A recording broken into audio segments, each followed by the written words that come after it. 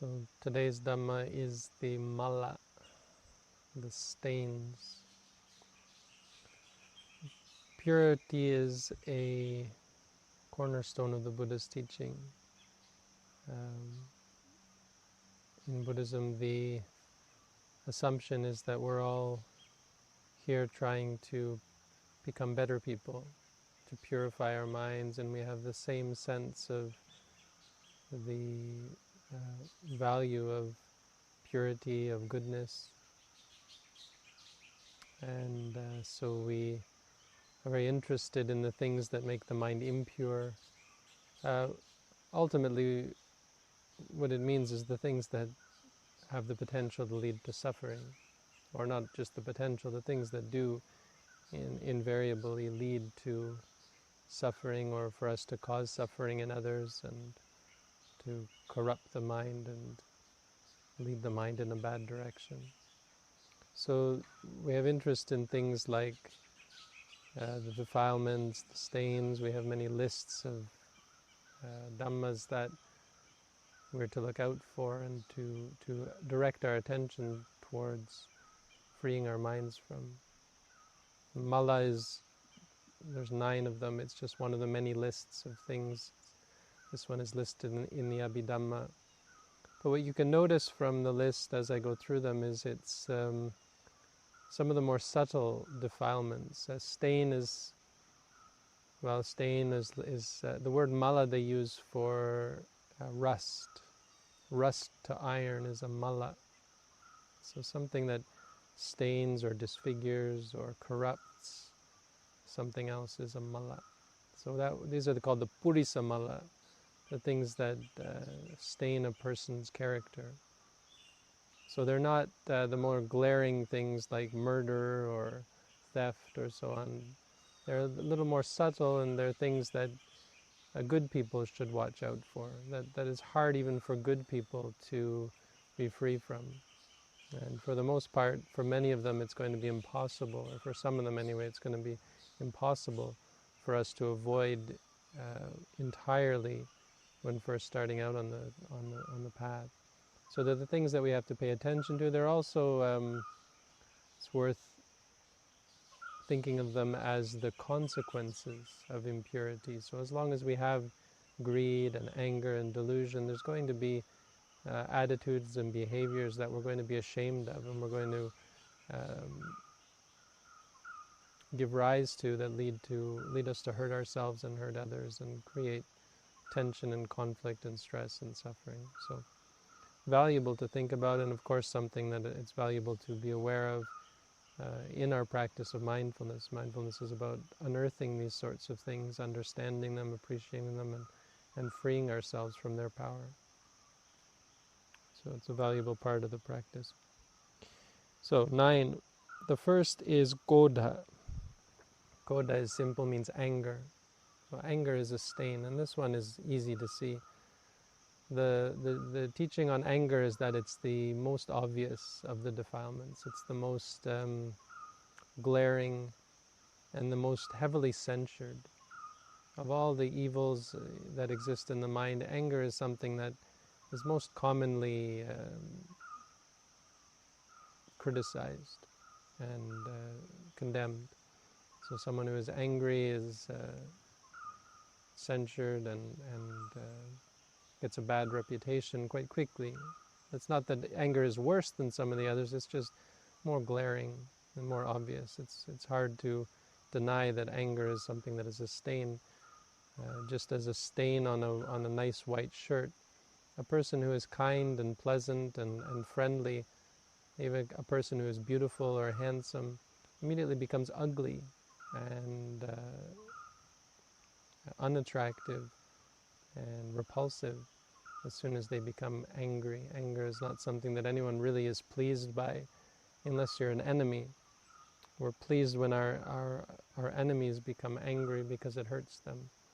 So you often see people laughing or smiling or happy when their enemies become enraged or upset. That's the only time that anyone really looks up and appreciates anger, when it hurts someone, because anger is painful. It's harmful to the person who gets angry, and of course it leads us to lash out and cause pain and suffering in others. The second is makha. Makha means depreciation of others. So it's not angry at someone else, but it can be caused by anger. It can also be caused by greed or delusion. But makha means when you don't appreciate the good in others. It could be the good that they've done for you, not being grateful or appreciative of the help that people have given to you. It can also be not appreciative of the good qualities of others. Sometimes trying to maybe behind their back speak bad about other people when you're afraid that they might be preferred.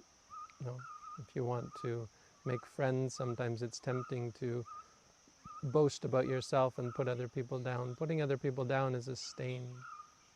It's a sign of goodness, a sign of maturity, a sign of enlightenment when someone is appreciative of the good in others, even if it's someone who is hostile or someone who is critical or unfriendly, to see the good in them and to look at the good side and be able to see their good qualities and help to foster and encourage those good qualities is a sign of greatness. Not to mention, of course, the good that they have done for us. If anyone has ever helped us or supported us or done good things, been kind or generous to us, appreciation of that is an essential part of what it means to be a good person, obviously. Those who are ungrateful are the basest and the most impure. But in general, to not appreciate the good in others and to depreciate it, to speak badly or to belittle others or belittle the accomplishments of others, to always find the flaw in other people's goodness is a taint and a stain that we have to guard against. We have to be careful about, work towards improving in ourselves. You can work towards it by expressly approving and trying to find the good in others. This is an active practice, but ultimately it just comes down to being mindful, whether it's anger or this deprecation of others. It's just a product of a warped mind, a product of a mind that has greed and anger and delusion. And through the practice of mindfulness, of course, this improves. You're able to straighten out your mind and see things more clearly and not have a biased view of others. The third is isa. Isa means jealousy. Jealousy, obviously, is a stain at something that is most ugly. Greed is one thing, but to be jealous of others when they have good is, of course, worse. And people who go through their lives being jealous of others or comparing themselves to others or wishing other people didn't have the good things, it's just the worst thing to think about. When you define it so clearly, jealousy is one of the worst. Of course, it makes someone ugly. In English, they use the word green to describe someone who is envious and jealous of others. Green because it makes them sick, it makes them unpleasant to be around, it makes them suffer themselves. We should never be jealous, and this is another very similar to not depreciating the value of others. We should rejoice that others have good. It's not a lack of jealousy is a sign of understanding non-self. When you're able to appreciate goodness wherever it comes, appreciate happiness wherever it comes. If someone else is happy, to think of that as a good thing, even though you yourself might be unhappy or in suffering or pain. A person who can put aside the identification that this is mine or this is theirs or this is mine or not mine, and see the good in goodness and see the good in happiness is someone who is mature, and it's a sign of purity, it's a sign of enlightenment. So jealousy is obviously something we have to guard against. And none of these things are things we can control. As I said, they're often going to be inevitable. Jealousy is something no one wants to be accused of or be guilty of. And so sometimes we want to hide it.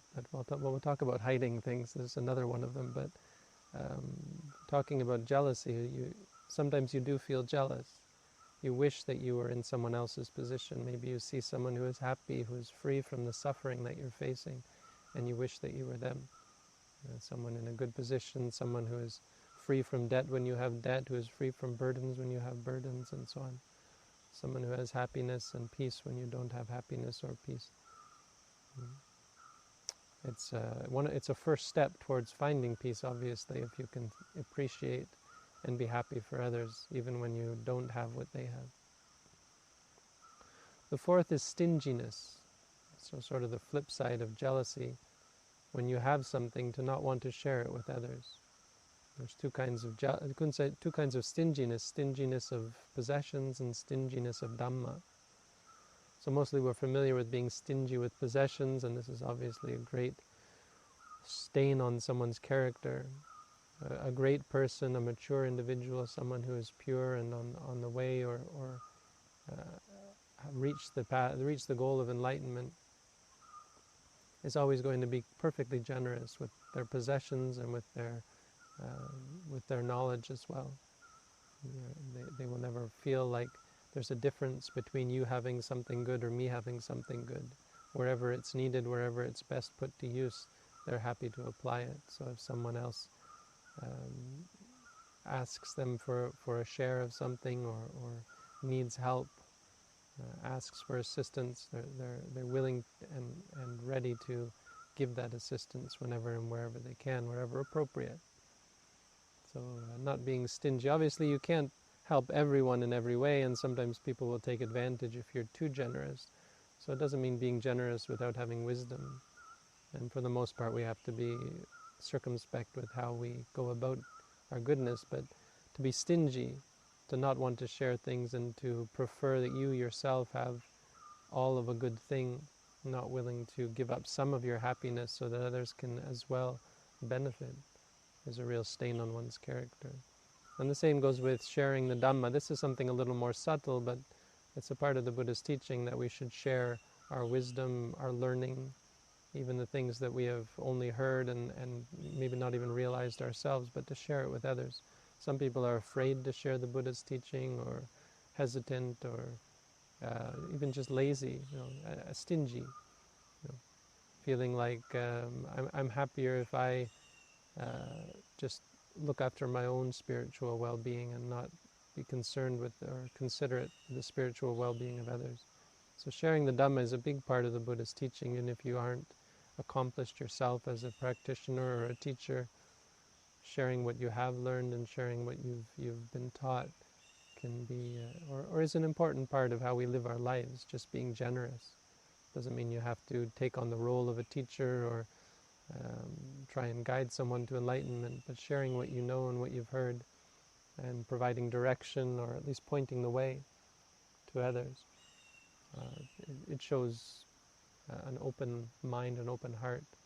It shows generosity, and it shows purity. The fifth is something called Maya. Maya is a familiar term for people who know anything about Hinduism. Maya is something that covers. It literally means illusion. So something can be an illusion means it's not real. But in this case, 5 and 6 are actually a pair. So 5 is Maya, 6 is called Sateya. Maya means illusion, Sateya means deception.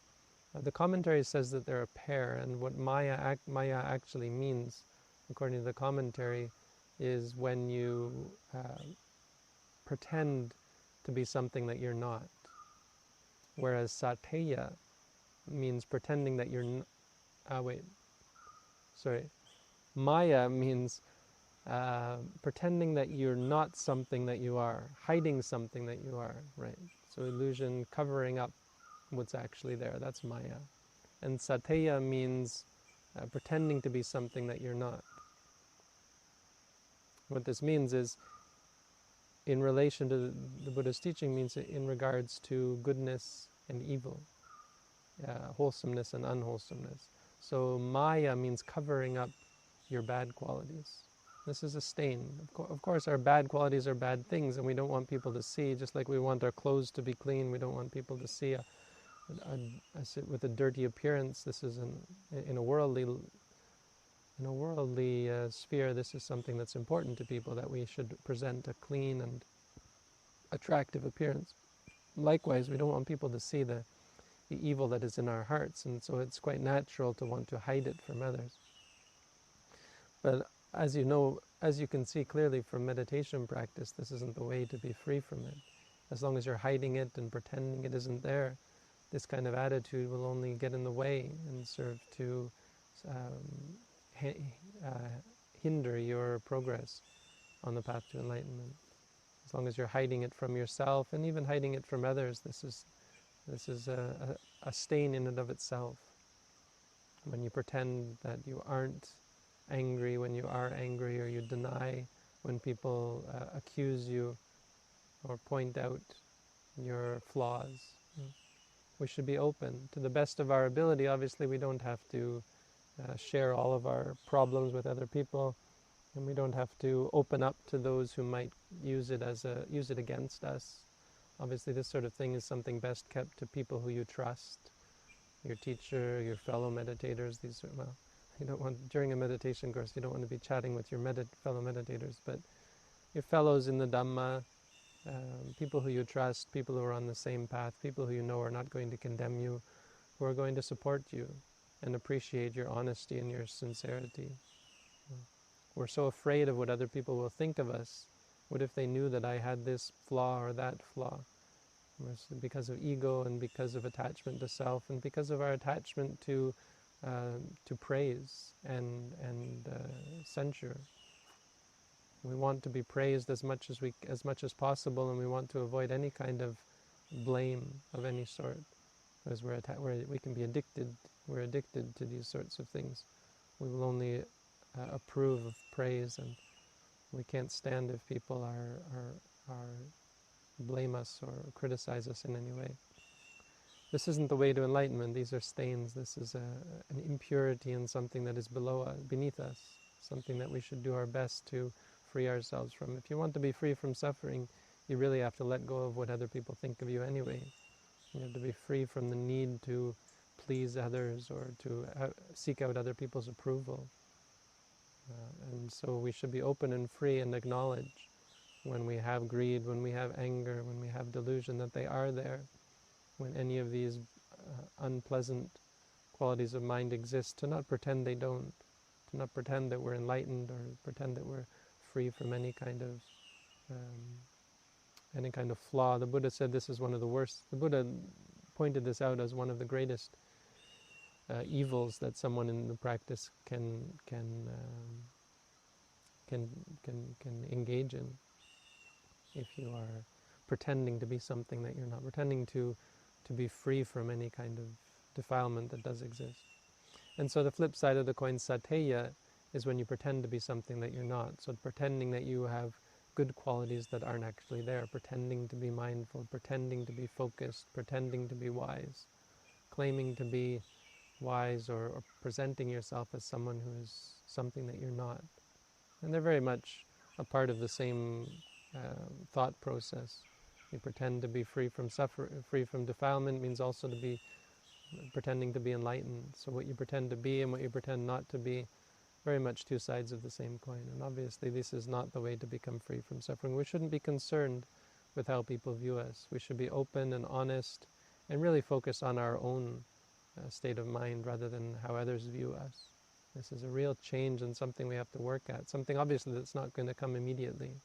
We're always going to be keen on the approval of others, approval of our teachers, approval of our peers, even approval of society as a whole can really get in the way of our practice. It's something that we have to slowly work towards, something that we have to understand is a stain, something that we do best to be free from eventually. And so it's a big part of our work, and these should all be seen as reasons for why we practice, encouragement as to why we're doing what we're doing, is really to address these and to work on them and free ourselves from them.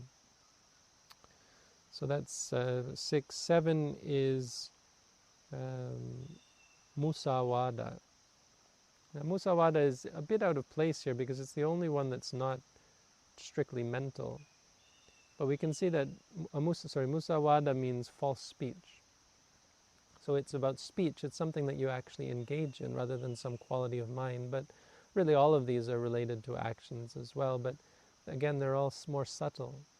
speech is a very difficult aspect of our being to purify. Obviously not as difficult as the mind, and our mind is so quick that it's very hard to control and keep your mind from giving rise to greed or anger, delusion, or any of these things, jealousy, stinginess, etc.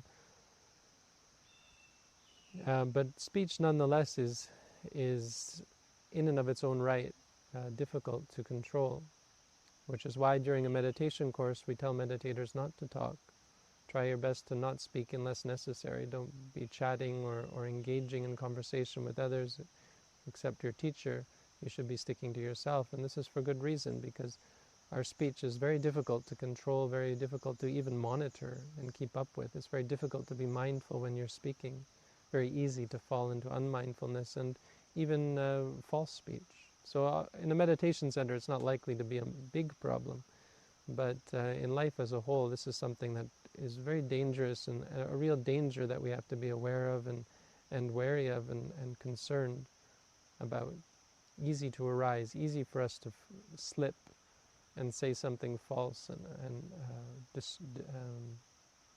distort reality or mislead someone away from the truth. This is a stain. Lying is a stain, and it's always a stain. The Buddha said lying is the worst. A person who lies, it's a sign that they have no qualms towards any evil deed. He said, as a person who lies, there's no evil that they wouldn't perform, because they're willing to distort reality. They're willing to not only hurt someone else, but give them the tools to hurt themselves. When you take someone away from reality, you take away from them their agency, their ability to choose, make informed decisions, and to act in a way that is in line with reality. Now, if someone understands and has all the facts in front of them and still chooses wrongly, that's on them. But if you take away that informed decision-making ability by lying to them, anytime we lie to someone and they believe us, we've taken away their agency. We've done something that is deeply immoral and unethical, something that from a Buddhist perspective is one of the worst things. So lying is something we have to be careful about, and yet it's very difficult for someone who has never practiced mindfulness, who doesn't have the clarity of the practice of mindfulness to be dedicated to. So again, something that we have to be aware of and wary of and understand is certainly a potential for as long as we aren't free from greed, anger, and delusion, as long as we haven't let go of our attachment to the defilements and to ourselves. Number 8 is papicha. Papicha, papa means evil, icha means greed or desire. So it's interesting the Buddha here uses the word papicha, and this is actually, it's not surprising, but it's interesting and it's important because he's not saying icha in terms of desire. He says papicha, evil desire. And so at first glance this seems unwarranted. I mean, according to the Buddha's teaching, all desire, all icha, all greed is wrong, is evil. Evil in the sense that it definitely contributes to suffering, that there's nothing worth being greedy about, nothing worth desiring. When we're free from desire, it means we've reached the goal. We have nowhere else to go. Only when you are free from desire can you say you have nothing left to do, nothing left to want, nothing left to achieve, nothing left to prove. Until that time, you're always seeking, you're always wanting, you're always lacking. And so it's interesting that the Buddha should not just outright say isha, say greed or wanting or desire. But it's consistent with the Buddha's teaching, and it's consistent in the sense that the Buddha taught greed is the root of all of our problems. It's the root of all of our suffering, is our attachment to anything, that things should be this way or should not be that way. But that makes it the ultimate goal, and that makes it something that we're working towards. So whereas the Buddha said about being vigilant, he said don't get angry, and he put his foot down. I mean, he made it very clear, a person who is being vigilant should not be angry, period. But about greed, which is sort of the opposite of anger, he said, not don't be greedy, he said work towards. He used different wording. He said work towards being free from greed. So papicha really means the worst of our greeds. Icha, a greed that makes you want to steal, that makes you want to manipulate or hurt other people.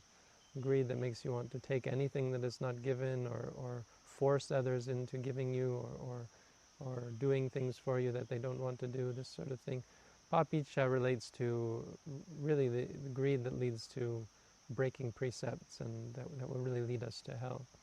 This is a real stain. Of course, any kind of strong greed is problematic and is going to lead to suffering and could rightly be called a stain, but it's not mentioned here because papicha is something that's really terrible.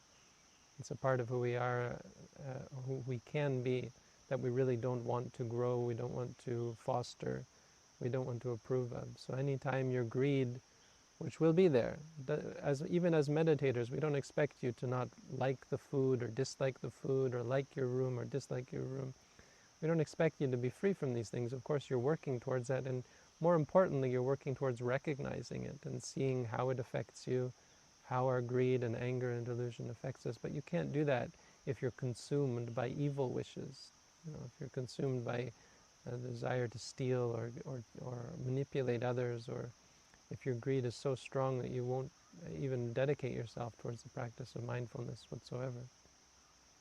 So papicha, this is it's a good teaching because it reminds us that greed, yes, greed is our ultimate goal to be free from, but most important as meditation practitioners is to be free from the evils of greed, the greed that is going to lead us to harm others and to harm ourselves.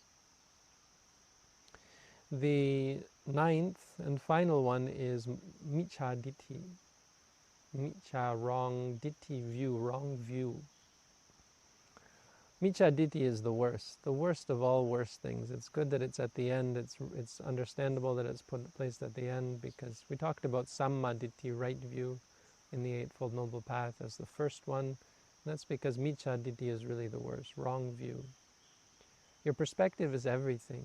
Perspective is how you approach problems, how you approach challenges, how you approach goals and ambitions, how you even formulate goals and ambitions in the first place.